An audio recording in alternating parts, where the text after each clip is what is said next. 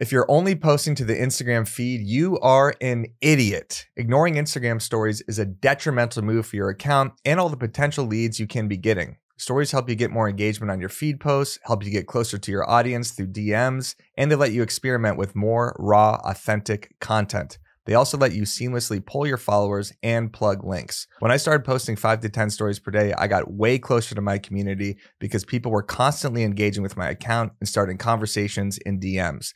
But there is an art to posting stories. And in this video, I'm going to show you 6 ways to get more views, DMs, and clicks to your stories. Let's do it. First tactic, start the day off with an engaging story, something that will get DMs, likes, interactions, or engagement. The success of your day's story is heavily dependent on your first story. If you start with a reshare, a just listed, or something that nobody cares about, it will harm your story's performance for the next 24 hours because people will click through your story, telling Instagram your content sucks for that day. You want to post something that gets people to react. Polls, quizzes, something polarizing, a picture of your ass, an extreme political position, or a question that makes people DM you. Don't actually do the political position part. Also, never start the day's story with a link. I always start the day with a funny text combo, a crazy real estate pick, or a question that forces people to DM me their answer. It's a genius tactic. Tell a story. Instagram stories are called stories for a reason. Telling stories in multiple parts chronologically, keeping people hooked throughout is an excellent way to build engagement.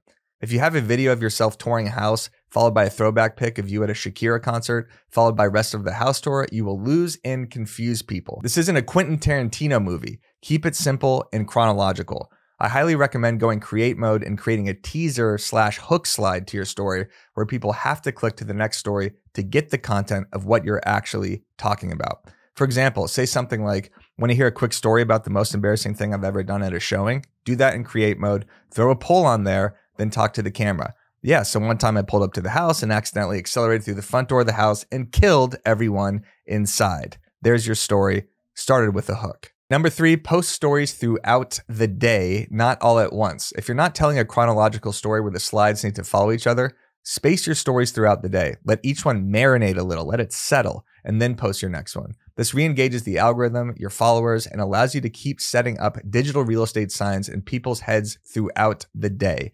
If you group a bunch of unrelated stories in a row, you'll start to lose people. So don't just post them from like 6 to 7 a.m.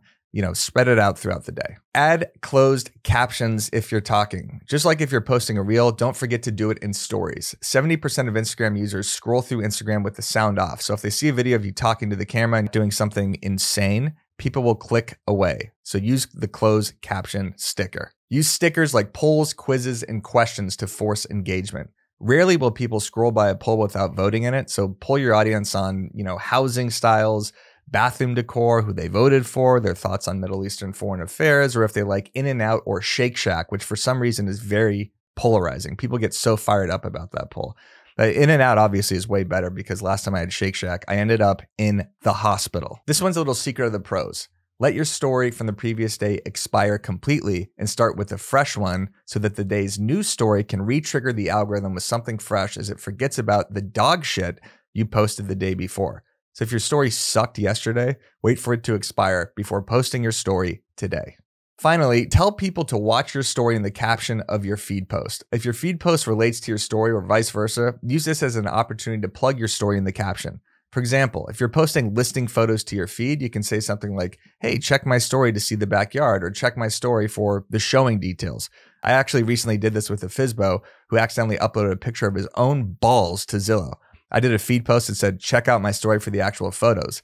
Then right after that story, which did enormous numbers because people want to see his balls, I went to create mode and plugged our link to our email newsletter to piggyback off that story's momentum, which is a genius move. By the way, you should absolutely be subscribed to our newsletter because we give out epic social media tips like this on a daily basis. Click the link below. If you enjoyed this video and got some value on it, I beg you, please throw it a like and subscribe to our channel. I'm going to keep making these if you enjoy them. But if I don't see that you enjoy them, I will stop making these and go into hiding. So give it a like and subscribe. If you guys really enjoyed this video and want to see me dive deeper and actually show you how to implement all these strategies visually, click the link below in the description to get on the waiting list to our course, our social media course. It's coming soon. It's going to be epic, classic, a course, right?